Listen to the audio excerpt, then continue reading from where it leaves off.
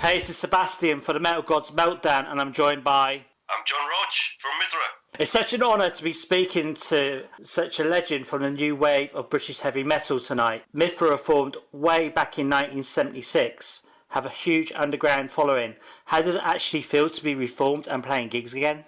It's great. It's really, really great. I mean, we've been friends since school. Me and Morris have been friends since we were 15 years old. We met Vince when we were 17 years old. It's just great. It's a really, really good feeling, really good atmosphere, lots of laughs. All of the time that's passed between there and the mid 70s and now, it just feels like it's just gone like a snap of your fingers. When you first formed, you weren't originally Mythra, were you? What was the name of the band? Yeah, it was Zarathustra, which is an interesting choice of name. It was a bit of a mouthful, and most people used to say, Zara what? And so the quest was for another name. Zarathustra, it's a funny thing. I've always been interested in religion as a form of control. I'm not a religious person. Religion, Zoroastrianism, is supposed to be the forerunner of Christianity. And Mithras is a god in Zoroastrianism that holds the balance between light and dark. So the name Mithras with an I and an S on the end really appealed to me. And then it was just a case of changing the spelling, dropping the S, and here we have it, Mithra. So, Warriors of Time, the anthology, was released near the end of last year.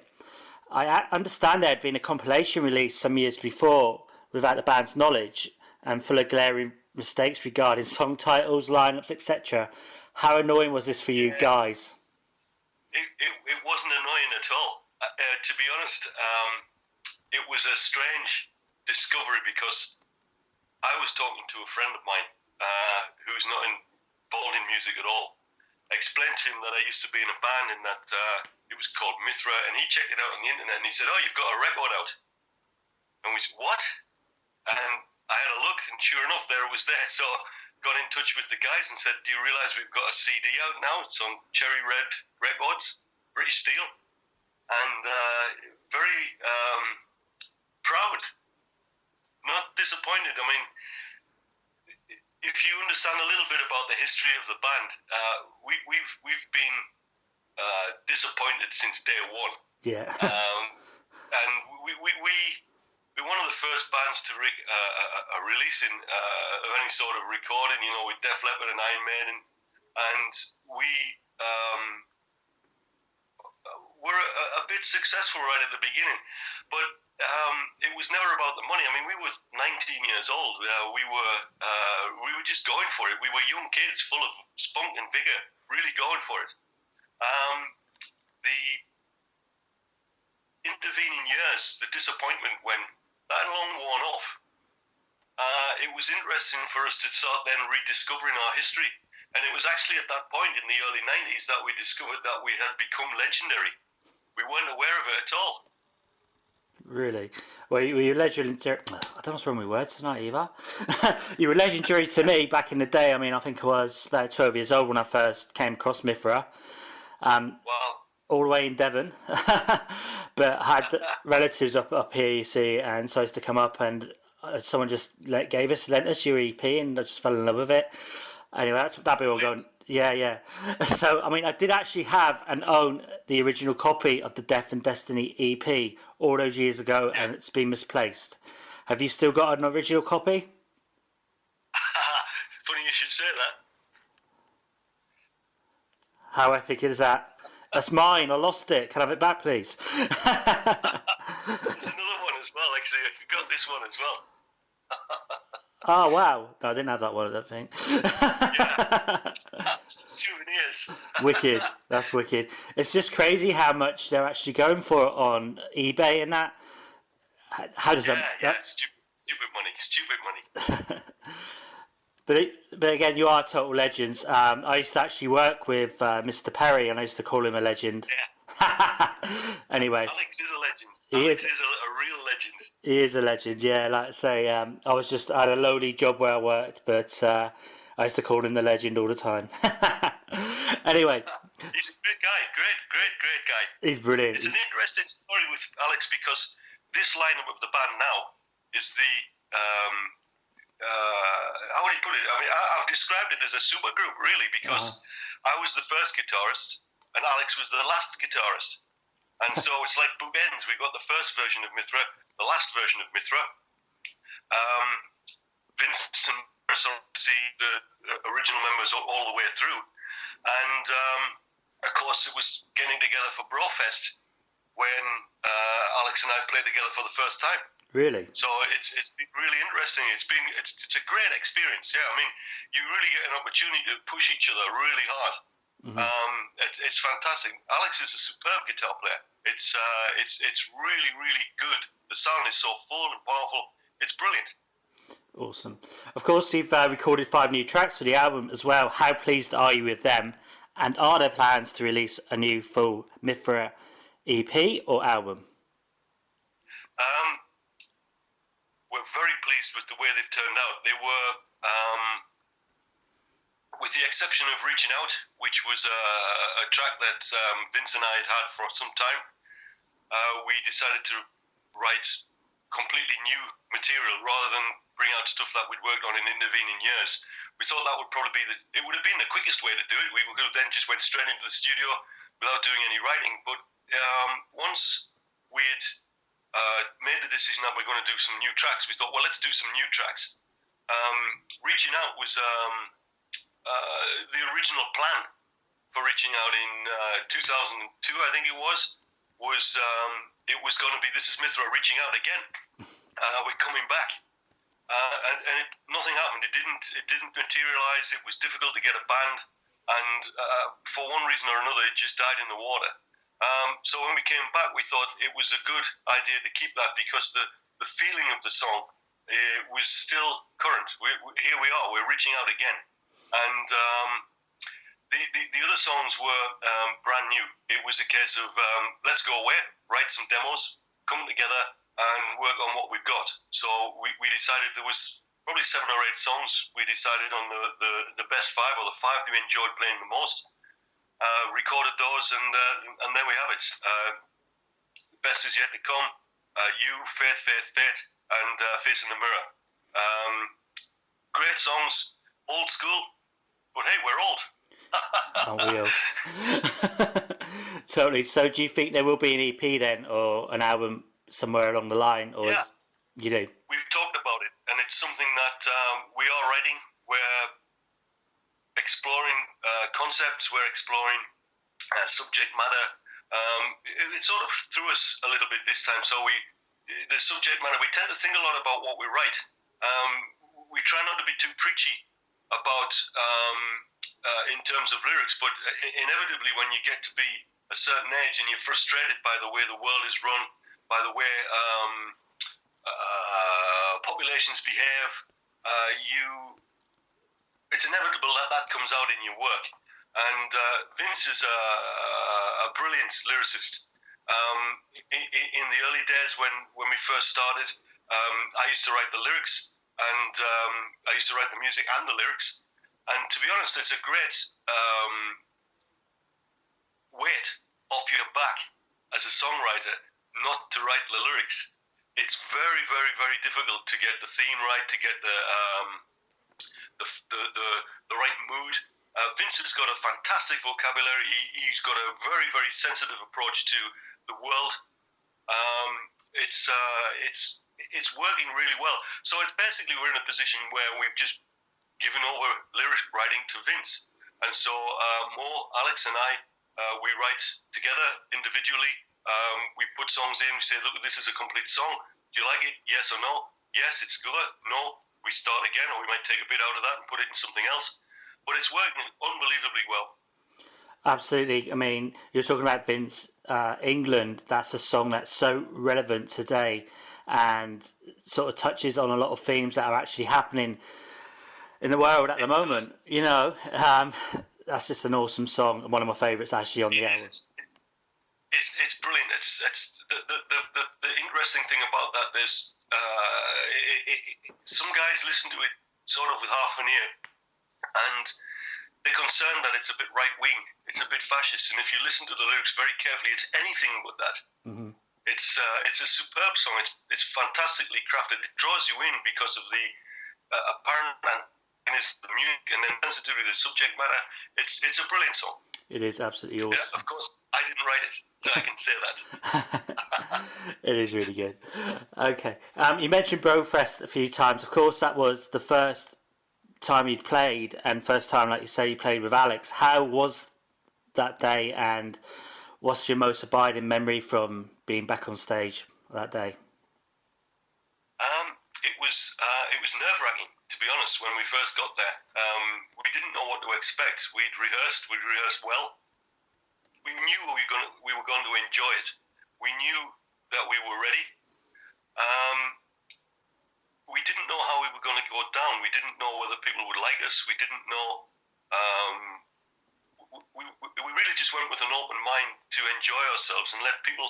We knew there were some people who'd been in touch with us on Facebook and who had been fans for some time and who were going to come and support us anyway. We knew that was going to be we were going to be a hit with these guys. What we didn't expect was the reaction that we got from everybody. We were blown away, and of course you feed off the audience. If the audience is responding to you, then you respond to the audience, and it's sort of like a feedback. It just builds and builds and builds. We used Avengers backline, as everybody did that at that gig, and the Avenger guys were superb. They were really, really helpful, very, very supportive. It was a fantastic atmosphere. And when we finished, we came off stage, and there was lots of people who wanted to talk to us, people from all over the world. It was absolutely fantastic. It's a highlight. You can't describe it as anything else other than a highlight. For me personally, it was a highlight. I know, talking to the rest of the guys, we were buzzing for weeks. That's wicked. I mean, obviously with something like Brofest, that's just showing that there's a shed load of new wave of British heavy metal bands reformed. What do you put this down to?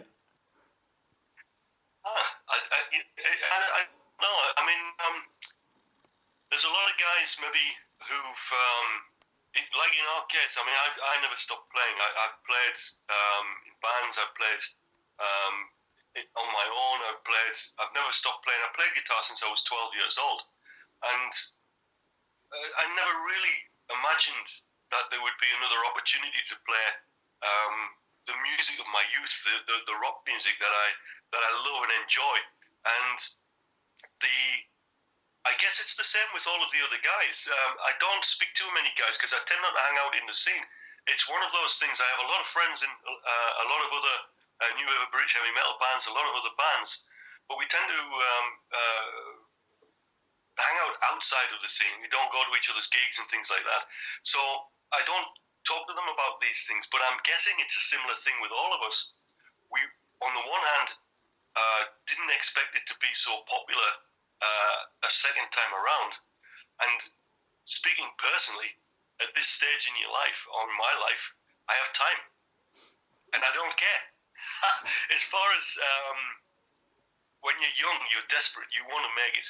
When we were in Mithra, when we formed originally, we had ambition in spades. You know, we didn't want to be a local band that was a hit with 200 or 300 people. We wanted to be bigger than Led Zeppelin. That was the size of our ambition when we were kids. And as you get older, you realize that ambition is what drives you. When you get to a certain point in your life, you realize that you're driven by realism. Our ambition now is not to be large, not to be famous, not to be... our ambition is really to be heard, to make lots of friends, to actually meet people who've been our fans for years, who've been friends, supporters of us for years. It's amazing how many people come to us with the original records and want them signed. It's fantastic. The other bands who are trying to do what we're doing, I'm guessing they're trying to have a good time. They're trying to enjoy themselves. All the guys that I see who are playing the same stuff as us, they are enjoying it, big style. Yeah, absolutely. Of course, like you've said, Mythra were on the verge of being huge, and you really could have been and should have been. All these years later, I know you've sort of gone over this, but do you feel that the poor band management and maybe not moving down to London was what held you back in the day? Undoubtedly, undoubtedly. The point where I left the band in 1980, and there was a point where they were struggling to find another guitarist, and eventually they landed on Mickey Rundle, who was a young guy who recorded all of the tracks on the Death and Destiny album, with the exception of WASA, which was Alex, and the 4 EP tracks, which were the original Death and Destiny EP. And so he doesn't get as much credit as he should as being a formative member of the band, because interestingly enough, when we talk to people, most of them, the only thing they know about the band is the 4 Death and Destiny EP tracks.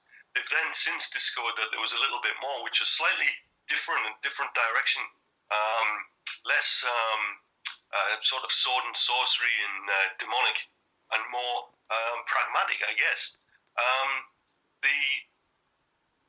The point where Alex joined the band was the point where it should have really taken off. That was the point where the opportunity to move to London, to expose themselves to a wider audience, the management shortcomings, which was basically Morris telling me that the gigs were drying up. It was pretty much over. The new wave of British heavy metal scene. You know, everybody got into the what we call the sort of disparagingly at the time, we called them the poodle rock bands. You know, the spandex and big hair. Yeah. And so most people were going for an American sound, and so I think that the new wave of British heavy metal had sort of petered out, not the need for it or the drive for it. I think the audience for it had just moved on. So it was a question of timing, really. The ideal time to do it would have been at the point of the Death and Destiny EP. Biggest regret, looking back, I left the band. I should have stayed in the band. We were ready. We were gig ready. There was a big delay because I left 1980, and by the time Mickey had come into the band and been rehearsed up so that he could get a decent gig quality, there was a time lag there.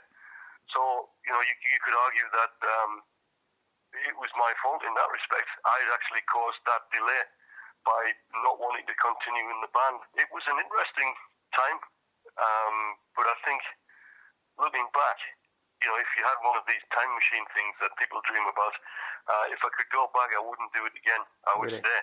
Really? Yeah, I think it would. There was, looking back at the time, you have regrets about certain points in your life, and that's a regret in my life that I didn't continue, and that I chose a different path. And of course, I'd want to go back a bit in history as well, because you played the famous Mayfair in Newcastle many times, supporting the likes of Saxon. How does that make you feel when you pass the place now that is the eyesore, the gate? It's funny because you look and when you go past it, there is a little bit of sink in your heart where you think, well, you know, we used to go there. When we weren't playing, we played there many times, but when we weren't playing there, we used to go there. You know, that was where you hung out. We'd go to the City Tavern in Newcastle and we'd drink as much beer as we could, and then we'd go to the Mayfair on a Friday night. That was what everybody did. And Rock of the North, brilliant place. And as you say, the gate, what's it for? What is it, you know? It's just an eyesore. Played a few times there with Saxon. Do you actually still stay in touch with Biff? And how amazing would it be for you to get a support slot with them? I never actually played with Saxon, but I know the guys that told me many stories about the fact that the guys in Saxon were very, very friendly and supportive and helpful. In fact, one of the tales that I heard was when they arrived at the big barn dance, heavy metal barn dance, where they were going to be supporting Motorhead, Girls' School, and Saxon. All of the people on the venue, when they turned up at the gate, the security guards didn't believe that they were actually on the bill because they looked so young. I wasn't part of the band at that point either, but it was interesting. Then they had to actually go and get someone from Saxon to come down to the gates to let them in because they didn't believe that they were on the bill. Wow. It's amazing, you think that Saxon are. It was only because they played with Saxon at the the Mayfair that Saxon were able to actually verify it was them. Wow. So happy days. You can imagine that. Where's Mythra? They're outside. They can't get in. Well, it's just interesting because Saxon took a bit of a slump, didn't they, in their career, and now are massive. You just never know. It would be great. It would be great to get back and support with them again, because one of the things that's really admirable about them is they haven't changed. They haven't changed their stance. They haven't compromised. They've basically stayed true to what they are, and it's admirable. It's really admirable.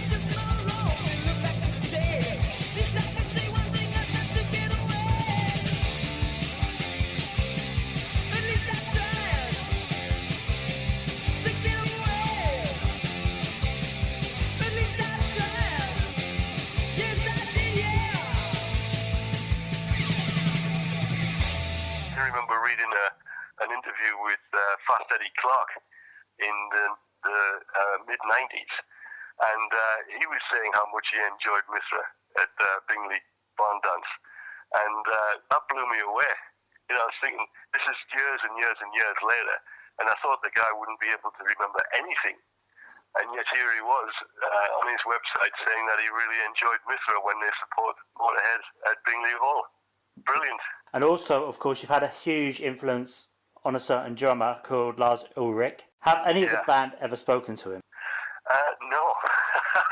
There's a great story, absolutely fantastic story, which is when Metallica were putting the new wave of British heavy metal influences on to an album, which was brilliant. It's an excellent, for someone to be open and honest about where they came from and what inspired them.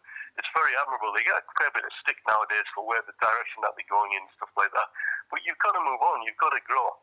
But one of the things, apparently, they got in touch. They wanted to use, I remember reading an interview with Lars, and he wanted to use, I think it was Death and Destiny or Killer, one of the songs that I wrote.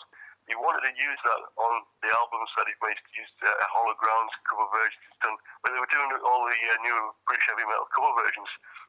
And apparently got in touch with Terry Gavigan, who'd never heard of Metallica, so said no.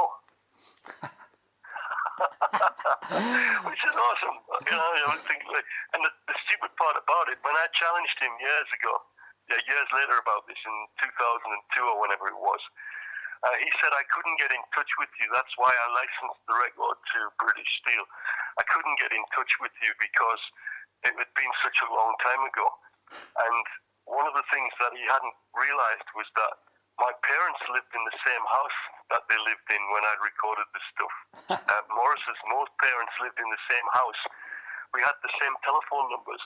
Barry Hopper, the drummer, his parents lived in the same house that they did.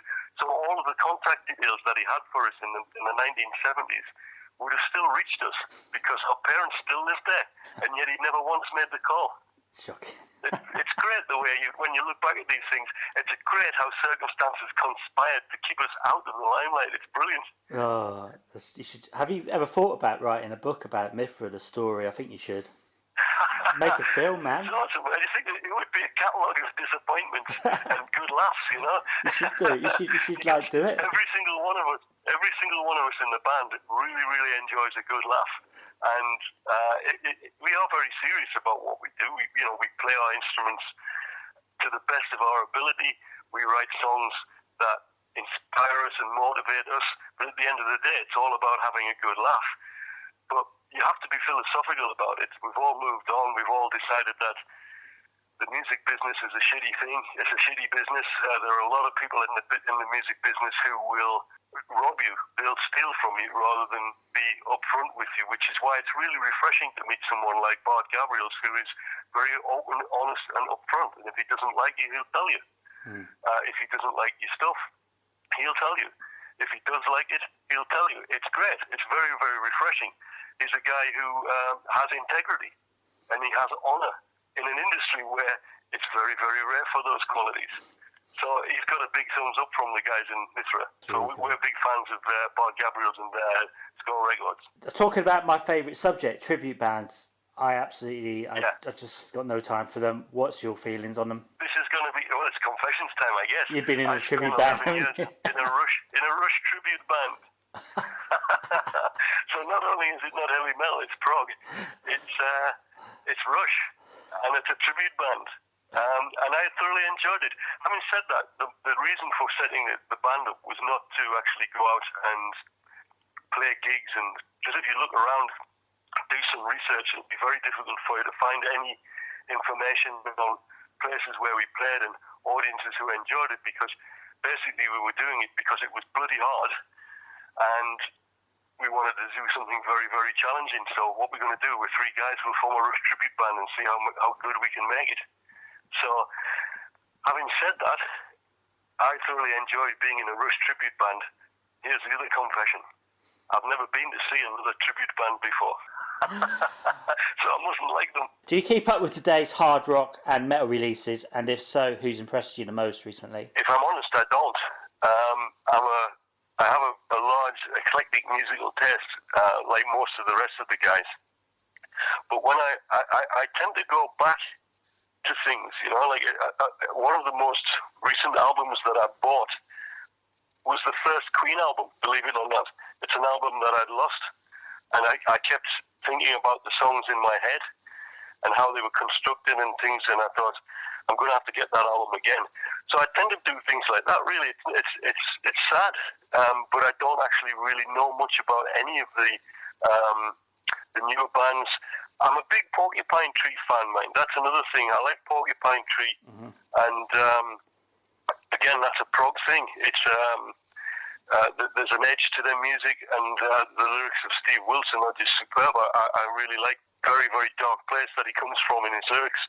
Different, the textures of the music and that. But in terms of the heavy rock stuff, I bought Iron Maiden's album and found it difficult to get into, to be honest. It's a strange confession to make, but I've listened to it several times, and it doesn't do it for me. I'm thinking, I hope that's not what's happening when people are listening to our new stuff, But that's all you can do. You can just cast it outside and hope for the best.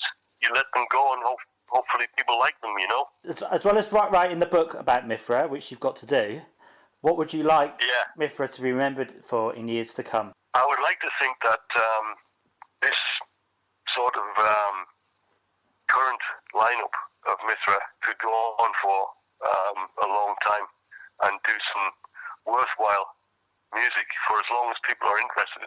At the end of the day, it's the people who decide. If we're putting out records and nobody's buying them, if we're playing gigs and nobody's coming, then you know that it's over. I would love to be, we are already remembered as being, the word seminal comes to mind, and it's not a word that we applied to ourselves, it's a word that other people have said. Mithra were a band who spawned genres of rock, which makes us laugh. I mean, if I'm brutally honest about that, every single rock album I had as a kid, my favourite song, whether it was Speed King by Deep Purple, right the way, every single song that I liked when I was a kid was the fastest song on the album. So I used to write, when I wanted to write songs, I wanted to write songs that I wanted to hear. So all of the songs I wrote were fast. And, I used to like listening to lyrics which were ambiguous, which could be interpreted in many different ways depending on your mood. And I used to do that. I used to try very, very hard to do that. And the fact that somebody's actually bought some music that I or Morris or Vince, Alex has written, and they've projected themselves onto it by listening to it and absorbing it and enjoying it, that's awesome. That's absolutely fabulous. And if nothing else, I would like to be remembered by the people who've enjoyed the music so far. But I'd love to think that this is a book too. So that was the Mithra that burst into existence like a supernova, really brightly shone for a few months and then sort of quietly faded away and disappeared, and then flickered back into life again in 2000 and then disappeared and then came back again in 2015 for Brofest, but this time stayed. I'd like to think that maybe the third time we can keep the spark going a bit. So if we're going to write a book about Mithra, I hope this is going to be like part 2 rather than the last chapter. I sincerely hope so. Can you give us a bit of idea then for the plans for the rest of the year? I know you're playing Manchester and have a couple of gigs as a concert in Newcastle. Are the plans to try and get a bit further away, abroad even? Yeah, we've got some gigs we're playing in Keep It True in Germany. We've got a few more gigs lined up. It's an interesting position to be in because we're all of a certain age, but we're all sort of professionally engaged, shall we say, elsewhere. So you've got to fit it in amongst your career, the things that you did as an alternative to being a rock star. And because we're having to do that, we're doing things like being quite selective. I see a lot of one of the most embarrassing things that I think I saw was a well-known new wave of British heavy metal band put out on Facebook that they were available for gigs, and I thought a little bit of me sort of curled up and cringed and thought, guys, that's awful. That's is that what you think that is that going to help? And it's not something that we want to do. We would like to play the right gigs. In the when we were kids, we would play gigs. We would get a phone call on a Saturday afternoon and play a gig on a Saturday night. We would travel halfway across the country to do that. We're trying to be a little bit more selective now, and we're trying to play the right kind of gigs. But again, with Bart Gabriel's helping us with contacts, we're getting interest. But it's a slow process, One of the interesting things is I'm watching with interest the development of Fist, because they played the Brofest before we did. We were supposed to play that Brofest, but I broke my collarbone, so unfortunately that was completely out of the window. I just couldn't do it. So we played the following year. But if you take that as the status quo, that Fist played Brofest a year before we did, so they're on a wheel, if you like, which is going around a year in advance of us. It's taken them quite a while to get some reasonable sized gigs, where they're able to build up some momentum and some sort of power behind the brand, if you like, the brand of Fist. And we're looking at them and saying, well, that's probably how long it takes.